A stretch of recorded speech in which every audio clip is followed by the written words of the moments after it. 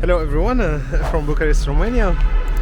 I was going back to my place, the Bolt. Yeah, let me show you around.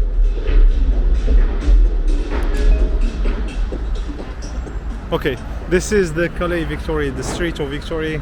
It's one of the main streets of Bucharest.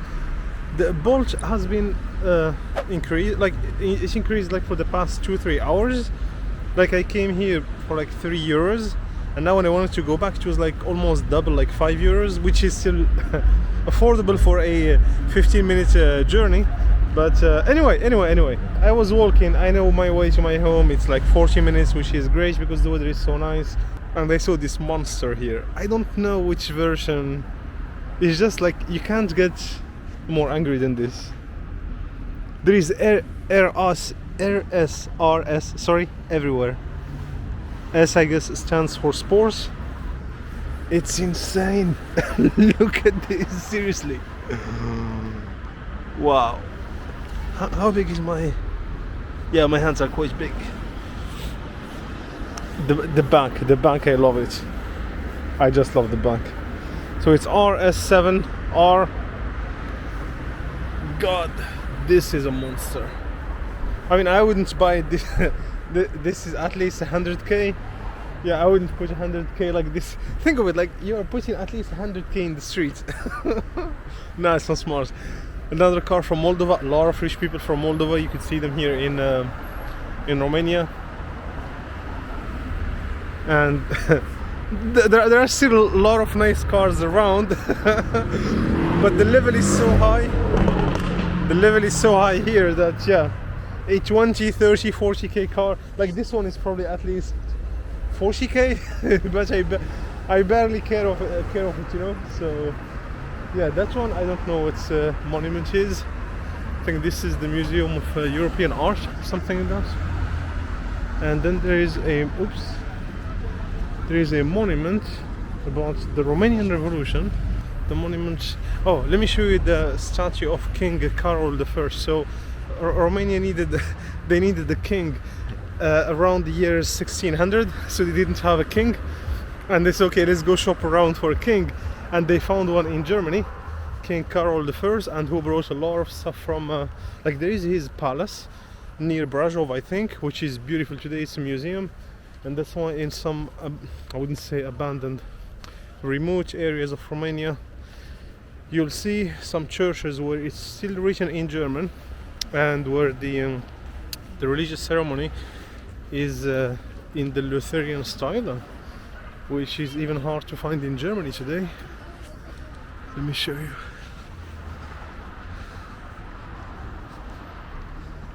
And the King Carl I statue is that one.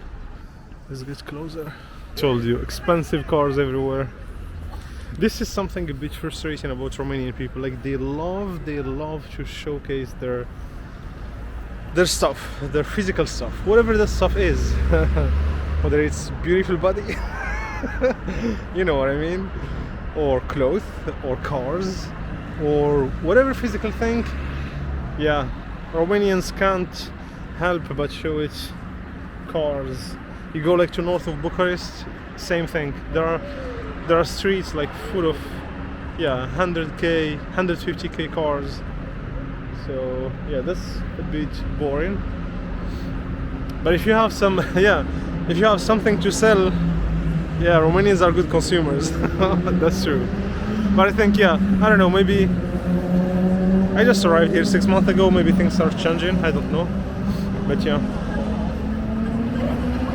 this is what I told you. King Carol I statue. This is the university named after him. He's the first king of Romania. So what do we got here? The Museum of National Art of Romania, the Gallery of European Arts, the European Art Gallery, and this is what we call Calais Victoria, which is like this, I don't know, like the boulevard or the street of Victoria, which is one of the main street of Bucharest. You can't miss it. Where some historic buildings have survived the madness of Ceausescu, because when Ceausescu came back, in the 90s, 60s from North Korea, because he went to North Korea. He was fascinated by those, you know, tall, ugly buildings of Pyongyang, you know, where there is like nothing, just big state government buildings. So he started taking off a lot of Ceausescu started taking off a lot of Romanian historic buildings, but actually many of them have survived. You could see, like, for example, this one here and some others on the other side. But yeah, that's like, if you go now where I'm going to the, I'll take you to the Romanian parliament. It's dark, it's late, you won't see everything, but it's just an ugly, massive government building, the second largest government building in the planet, more than 1,000 rooms. It deserves a video on its own. Let's cross. Let's cross. Maybe. Oops. Thank you. Mulțumesc.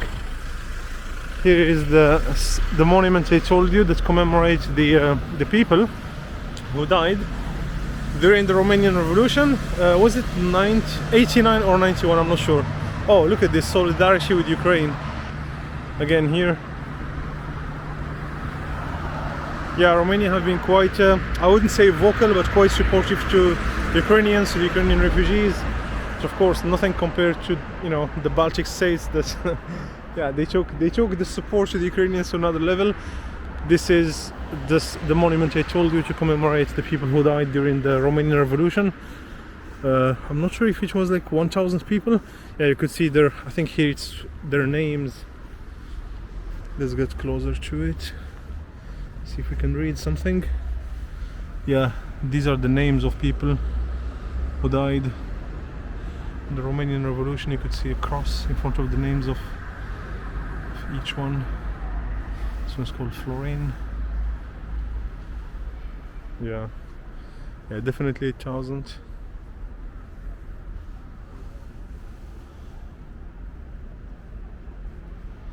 Yep, that's what it takes to free the country from a dictator. But yeah, now this history of communism, like, it seems like ancient history to Romanians. In fact, yeah, even people of my age, they were not either born at the time, or when they were born they were like very young, like 2-3 years old, so they didn't remember anything. So most of them grew up, yeah, most of the Romanians you'll meet, at least of my age, in their, you know, like late 20s, early 30s, they grew up in the, you know, the post-communist era. It doesn't mean that they didn't know the communist stuff, because, you know, you cannot get rid of communism like in 2-3 years.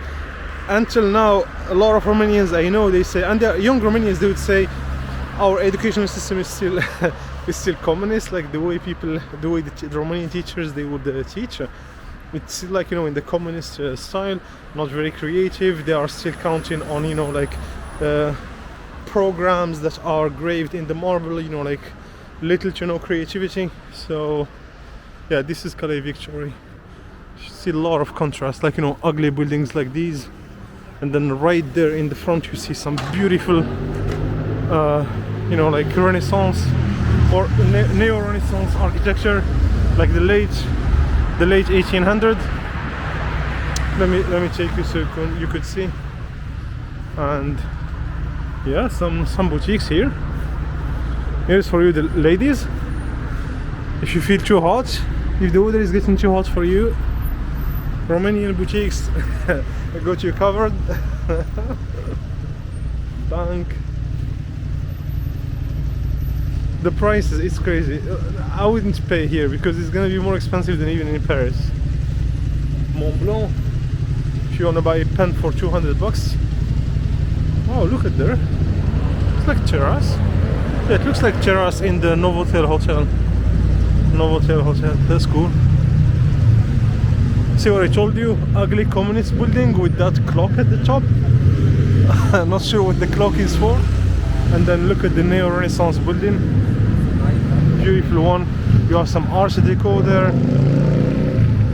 Sorry if you can't hear me. It's a bit noisy on Calais Victory. But yeah, I love the architecture here. You can see, like, now it's dark, so you could see the details, but you can already feel the historic cachet of Bucharest architecture.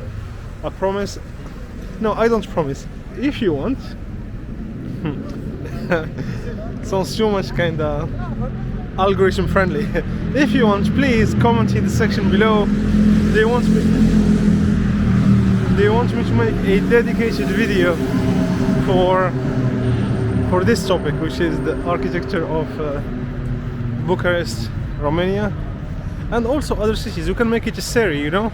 So Romanian architecture, we start with Bucharest and then we go to other cities. Sounds like a good plan, no? Like, I was always fascinated by understanding the meaning of the things that are on the facade, because that tells you a lot about the people that lived in the house. And in fact, it was meant to tell you, like, you know, the status of the people living in the house. Like here you see there is, let me turn, there is this lion face here, there is the letter here.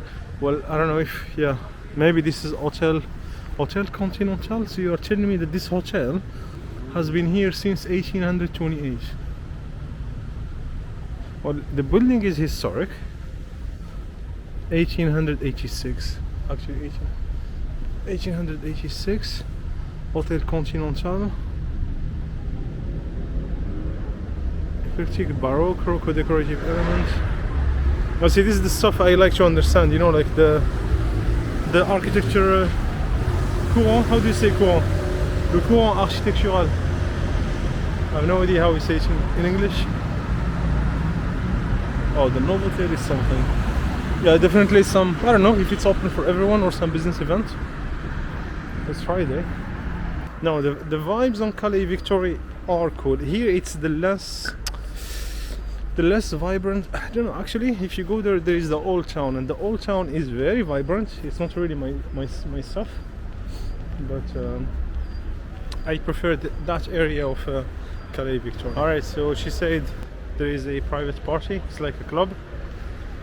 I'm not really in the mood of it. Yeah, here it is, how it's written, Calais Victoria, Sector 1. It looks like in Paris.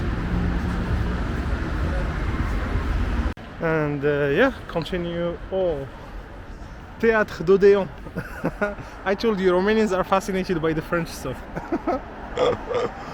In case you don't find your spot in Paris, come here. Théâtre de l'Odéon. Théâtre Odéon. That's it. And one thing I noticed last time, which is, I still don't have the answer. Guess who is this guy here? Let me show you. See if you recognize his face. He looks like a Turkish guy because he is Turkish. He is Mustafa Kemal Ataturk. Turkey. Yeah, can't really read Turkish. Republic of Turkey, 1881, 1930 something. So I still don't have the answer for why the statue of Kemal Ataturk is here. I mean, I'm sure some people appreciate what he did, some people didn't, but I just, what was the common history between him and yeah, okay, you can say that Romania was part of the influence of the Ottoman Empire, but yeah, if anyone knows the answer, I'm interested. The Theatre of Odeon is beautiful, especially with the lights like this, the Romanian flag, the European Union, and just near that some beautiful, ugly, old Soviet communist buildings. I should stop calling them Soviet because Romania was independent, it wasn't part of the Soviet Union. Let's call it communist buildings, okay. Fact check. Yeah, let's go. Let me take you a little bit closer to the old town. You could see, like, the vibes are different, like even the pubs and the bars different. A lot of shisha, hookah clubs, bars, sorry. Not the places where I spend a lot of my time, to be honest, none of my time. Wow, look at the ugliness of this building. This is like where Bucharest gets really interesting. Like, you know, you go there just before, you see some beautiful old historic buildings. Many of them have been well maintained. And then you just walk, like, you know, a few meters away. Look at this. History is talking to you. Like, these walls could tell you the history of the people and of the country. But let's see what we got here.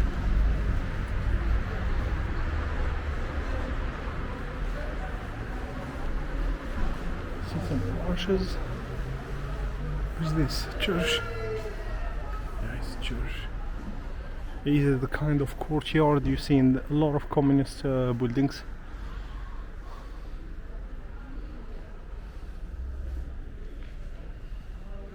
Looks like very abandoned there.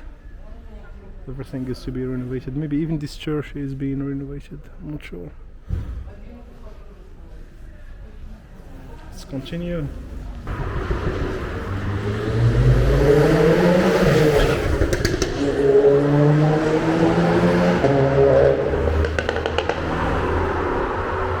I told you, Romanians, they like to show off. Even the mechanics of their cars. Now it's quite dangerous actually in this street during the night because some people drive like crazy. Like I saw last time a guy, he was about to die really. Like he saw his death in slow motion. He was crossing the street, not from the appropriate way, like not from the zebra. And there was a car driving, I don't know, maybe 150 kilometers per hour in the middle of the city center. Yeah, I thought he was dead. Somehow he survived. The car didn't hit him. I don't spend a lot of time here. You see how fast I'm walking? I never sit here. No, actually I sat here once with some friends. They insisted. Yeah, this one. Okay, I'll take you to this one. If you insist, my friends, I'll take you to this one. And in case you see that it smells a lot of hookah, there's nothing I can do about it.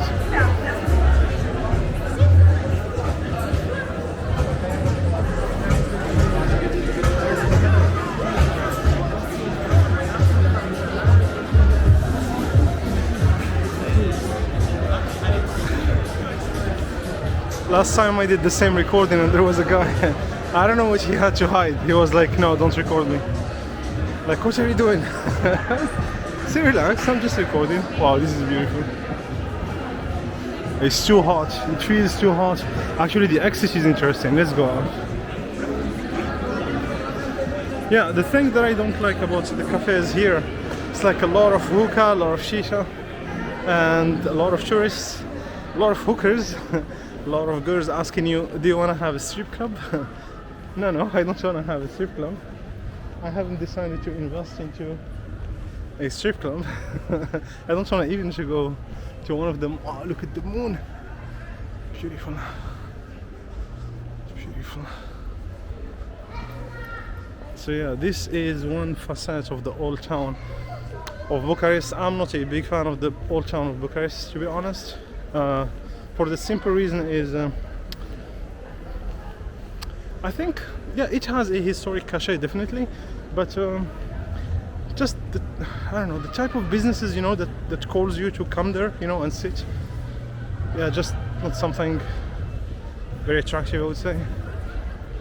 So this is the National Bank of Romania. Of course, a lot of police. Just look at the windows. Yeah, this is one of the exits of the old town. And this is definitely heading back to the old town, which I'm not going to do because I want to go home. And to go home, yeah, we can go there, or let's go here and then we turn. Still a lot of renovation work to be made here in the old town. See, look at the building, like a lot of potential but very abandoned. Sometimes, see, this is the crazy part about Bucharest and Romania. Sometimes I walk by like a building or a house, like to me in my mind it's yeah, that place is abandoned, it's impossible. No, there is a shop, there is a business, people are living there. It's crazy. Sometimes that's the beauty also of my experience in Bucharest, Romania, is like you see a building that is almost abandoned, but Romanians, they manage to, you know, make life out of it. And I saw this in many places, like those open air food courts, for example. I have a video about this. Not sure if it's gonna be already released, but if it is, you'll see the link here. Here is your church, your evening church. Wow. And this is also a historic monument from, check the dates guys, 1705.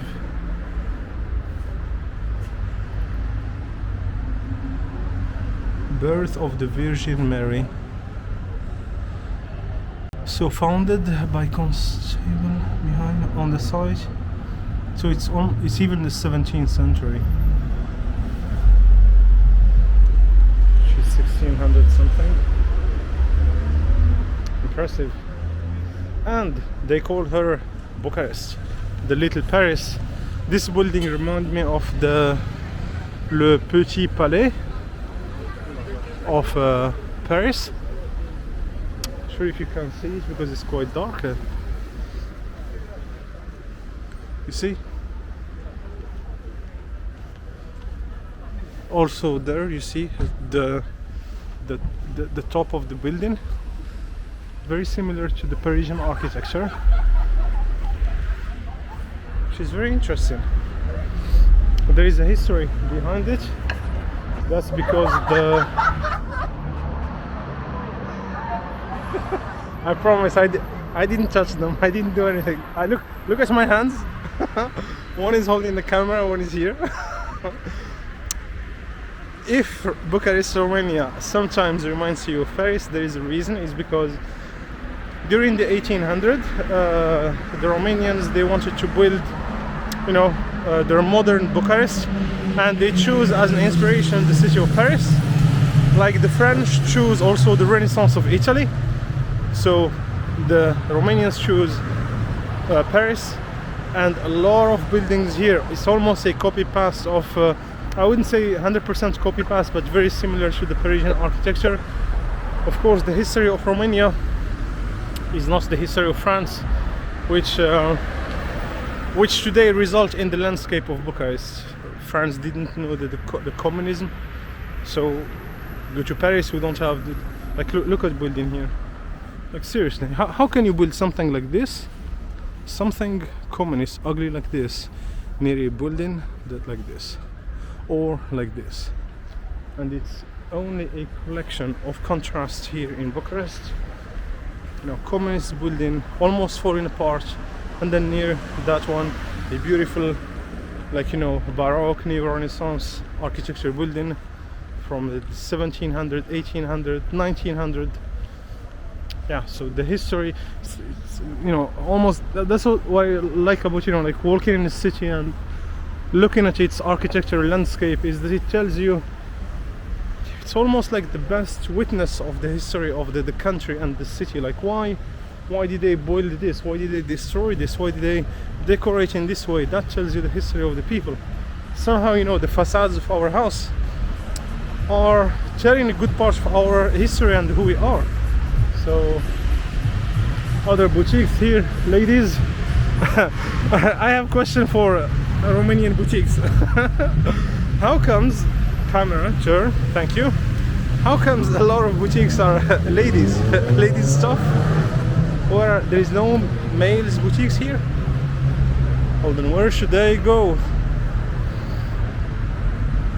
I am lost.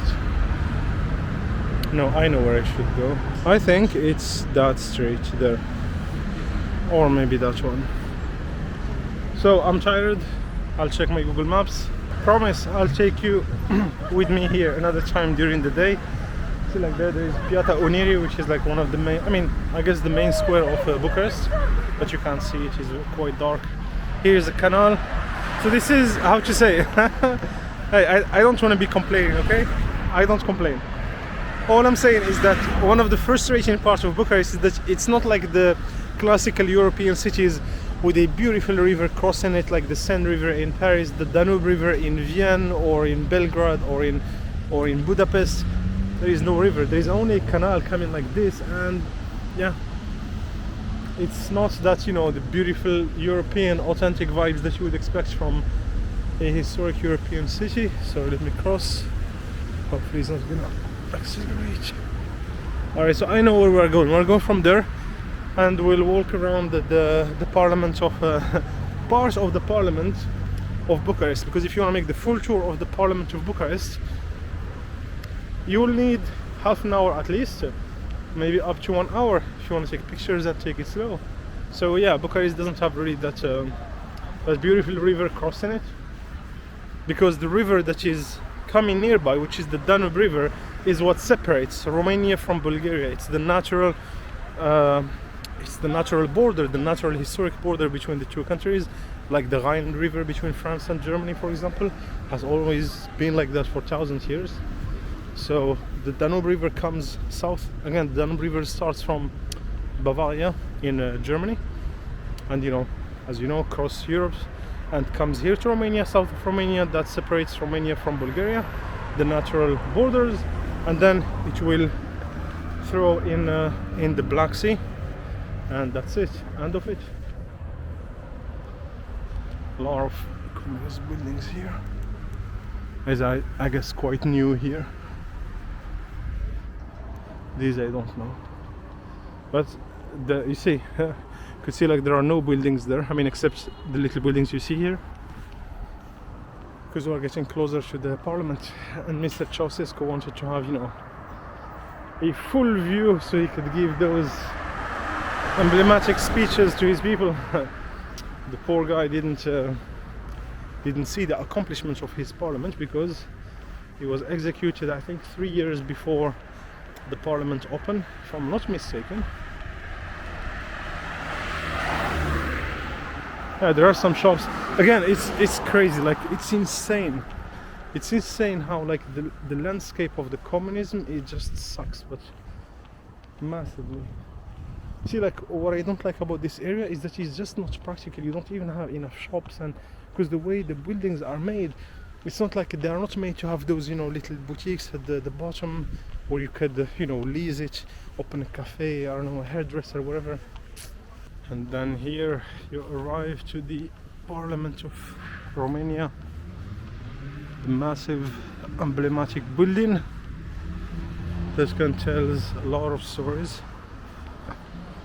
The good thing about this area is there's a lot of green spaces. There's a huge park here, which is a really nice one. The weather, to be honest, even in the winter, because there is, like in the communist way, there is some playgrounds for the kids, and you see a lot of kids playing there.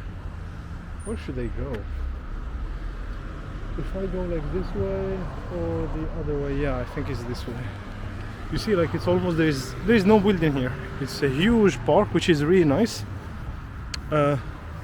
Some communist buildings, as you could see, like the classical big North Korean way, because again Ceausescu visited North Korea in the 60s, and he was fascinated that that's the way to go, the North Korean way. See, very, very wide, very empty, to have a lot of space for his massive palace. Like, literally, no matter how much I can explain, this parliament is massive. I need to bring you here. I need to bring you here during the day and see how long it takes us to walk around the palace or the parliament.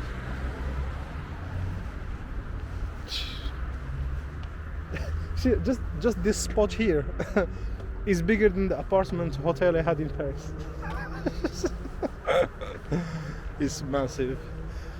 And this is the park I was telling you. It's really nice. During the day it's very nice, winter and summer. A lot of green spaces here. And again, your massive palace. So this is just the side of the parliament. Shit, look at this, is where the cars would go in. Just look at the thing. Like, it's crazy. Like, I'm standing in front of it here, and my mind can't comprehend like how many floors, how many rooms. Like, this is just the surface of the building itself is massive. Now think of the entire surface of the area for the gardens. And the good thing, we can visit it. It's open to the public. Of course, you have to pay. I think the price for the terrace was more expensive, but yeah, anyway, I need to check later on. Just look at this, seriously. Yeah, I'll bring you here during the day if you want. Do you want me to bring you here during the day when there is light, so you could see the architectural beauty of this thing? I could see that my memory is very low, so I guess I'm gonna stop recording soon. I have 42 seconds left. I have to tell you, quickly, please, don't forget to like the video, subscribe to my YouTube channel, and share the video with your friends and family so we can spread the love even further, inspire more people, and simply share more locations, more places, more stories. This has been said, my friends. Thank you for being with me. Y hasta luego. Ciao. Flowers bloom. I hear the birds again singing their tune. Is this the way love works in seasonal flares? If that's the way love works,